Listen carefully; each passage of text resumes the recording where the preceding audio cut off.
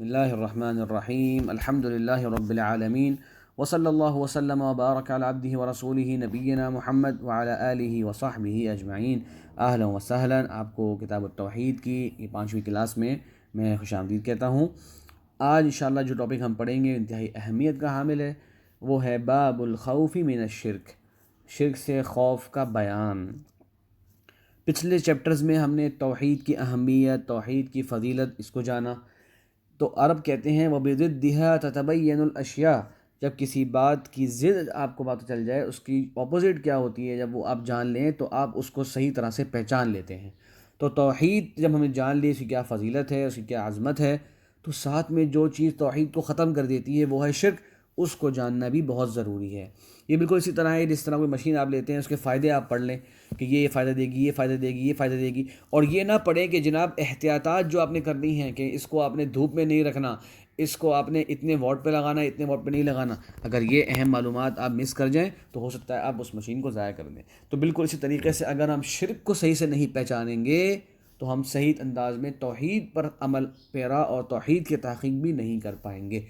تو یہ شیخ رحمہ اللہ کا مقصد تھا، توحید کے فضائل بیان کرنے کے بعد، توحید کی حقیقت واضح کرنے کے بعد، کہ جناب اب میں آپ کو شرک کے بارے میں بھی بتا دوں۔ تو اس چیپٹر کے اندر یاد رکھیے ہم شرک کے بارے میں بات کر رہے ہیں، اور شرک کی دو بڑی اقسام ہیں جو آپ سب کو جانتے ہیں۔ ایک ہوتا ہے شرک اکبر اور ایک ہوتا ہے شرک اصغر۔ اگر آپ سے کوئی جلدی سے پوچھے کہ جناب دونوں میں کیا فرق ہے تو بتائیے، تو کتاب و سنت کی روشنی میں مختصر طور پہ شرک اکبر کا مرتکب جو ہوتا ہے وہ اسلام سے خارج ہو جاتا ہے، اس کے تمام اعمال ضائع ہو جاتے ہیں، وہ ہمیشہ ہمیشہ جہنم میں رہے گا۔ اور اگر حاکم وقت سمجھے کہ یہ اس نے ایسا گناہ کیا ہے تو اس کا تو جان و مال بھی جو ہے اس کے اوپر حلال ہو جائے گا حاکم وقت کے اوپر۔ اس میں ہوتا کیا ہے کہ اس کے اندر انسان جو ہے وہ عبادت کا ایک حق غیر اللہ کو دے دیتا ہے۔ دعا، اللہ کی عبادت، روزہ، زکوٰۃ، حج،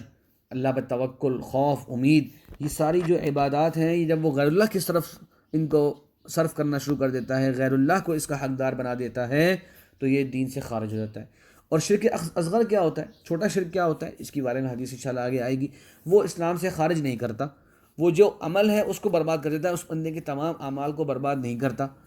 اس کے کرنے والا ہمیشہ ہمیشہ جہنم میں نہیں رہے گا انشاءاللہ۔ اسی طرح اس کی جان و مال جو ہے وہ حلال نہیں ہو جاتے حاکم کے اوپر، ٹھیک ہے۔ تو یہ کچھ فرق ہیں شرک اکبر اور شرک اصغر میں جو آپ کے سامنے رہنے چاہیے۔ آئیے دیکھتے ہیں کہ شیخ محمد بن عبد الوہاب رحمہ اللہ نے اپنی کتاب میں کتنی احادیث اور دلائل بیان کیے ہیں اس ٹاپک میں۔ تو شیخ رحمہ اللہ نے یہاں پر 5 دلائل ذکر کیے ہیں، 2 آیات ہیں قرآن مجید کی اور 3 احادیث ہیں۔ آئیے ان کا معنی جلدی سے جاننے کی کوشش کرتے ہیں، اور بہت توجہ کے ساتھ آپ میری بات سنیے۔ پہلے فرمایا اللہ تبارک و تعالیٰ نے ان اللہ لا یغفر ان یشرک بہ، بے شک اللہ تبارک و تعالیٰ اس چیز کو معاف نہیں فرمائیں گے کہ اللہ کے ساتھ شرک کیا جائے۔ تو یہ شرک ایسا گناہ ہے جسے اللہ تبارک و تعالیٰ کبھی معاف نہیں فرمائیں گے۔ یعنی باقی جتنے بھی انسان گناہ کرتا ہے اللہ تبارک و تعالیٰ چاہیں تو اپنے فضل و کرم سے ان کو معاف فرما دیں، لیکن شرک کے بارے میں اللہ تعالیٰ نے واضح طور پہ اعلان فرما دیا کہ اس گناہ کو اللہ تبارک و تعالیٰ ہرگز معاف نہیں فرمائیں گے۔ اور شرک کہ ایک عبادت غیر اللہ کی طرف متوجہ ہو جانا، اس کو کرنے کے لیے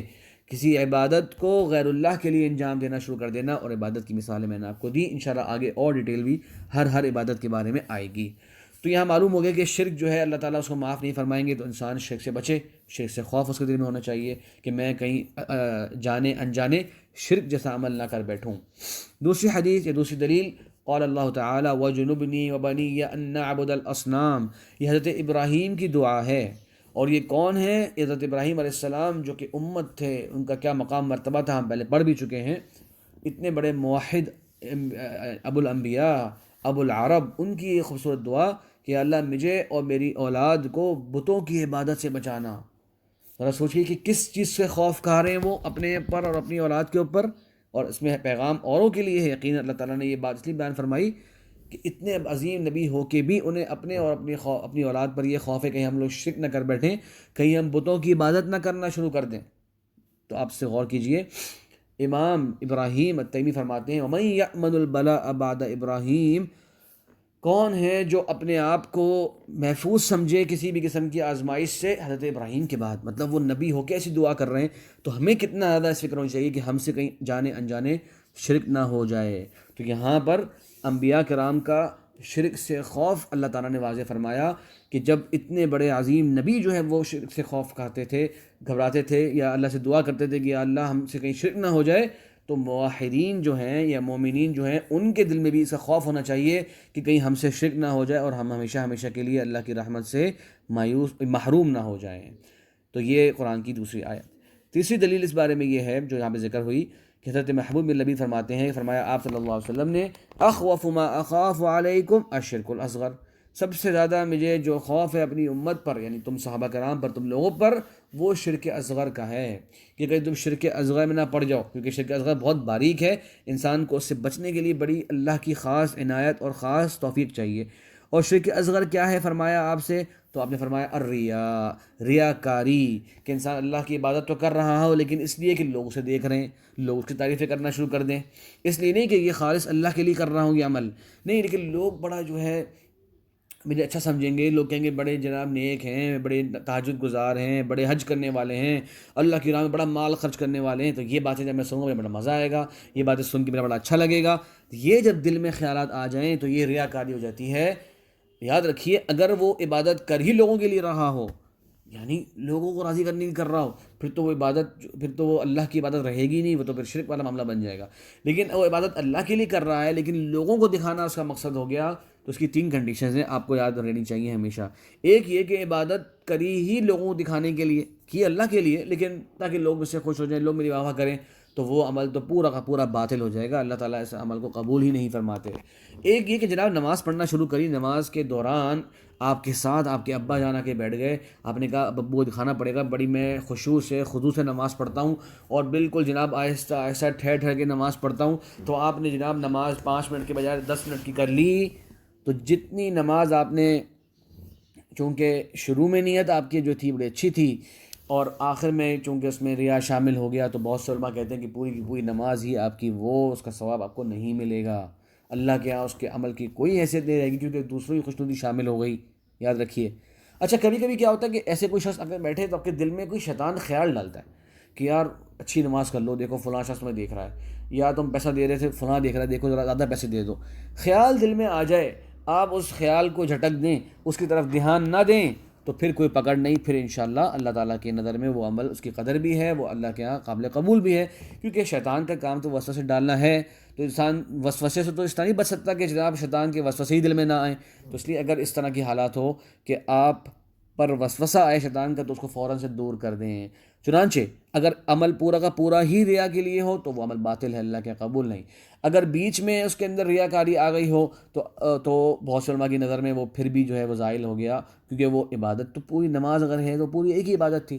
اگر اس میں خیال و وسوسہ آیا، انسان نے اس کو کنٹینیو نہیں کیا بلکہ اس کو جھٹک دیا، تو انشاءاللہ اس پہ کوئی خطرے کی بات نہیں، کوئی ملامت نہیں، ایسا ہو جاتا ہے اور شیطان کی یہ کوشش ہوتی ہے۔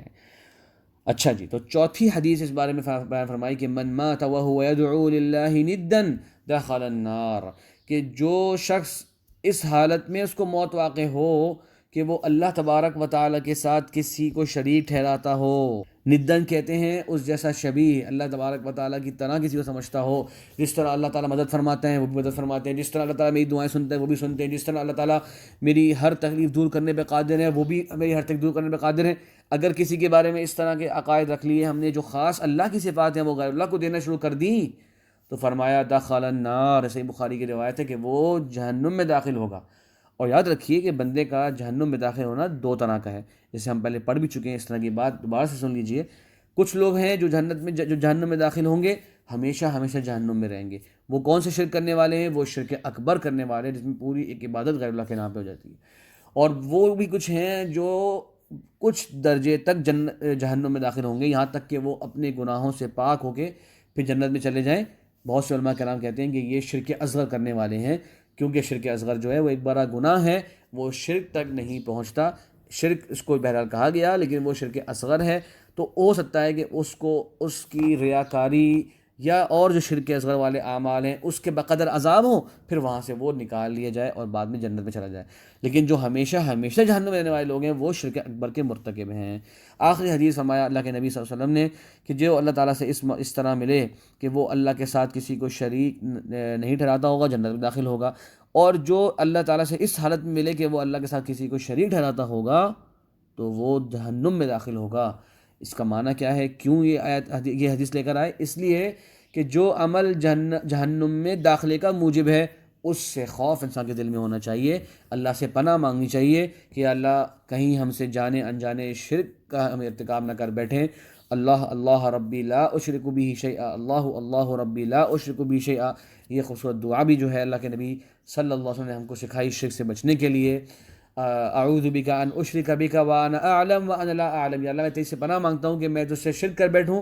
جانے میں یا نہ جانے میں، جانے میں یا انجانے میں۔ تو اس طرح سے مسلمان کو چاہیے کہ وہ اپنے دل میں شرک کا خوف رکھے کہ کہیں میں سے شرک کا ارتکاب نہ کر بیٹھوں، لوگوں کو بھی ڈرائے کہ شرک کے اعمال سے بچو، شرک کا مرتکب جو ہے وہ جنت میں کبھی داخل نہیں ہوگا، اس کو اللہ تعالیٰ کبھی معاف نہیں فرمائیں گے۔ اللہ تبارک و تعالیٰ ہم سب کو عمل کرنے کی توفیق عطا فرمائے۔ یہاں پر اس باب کا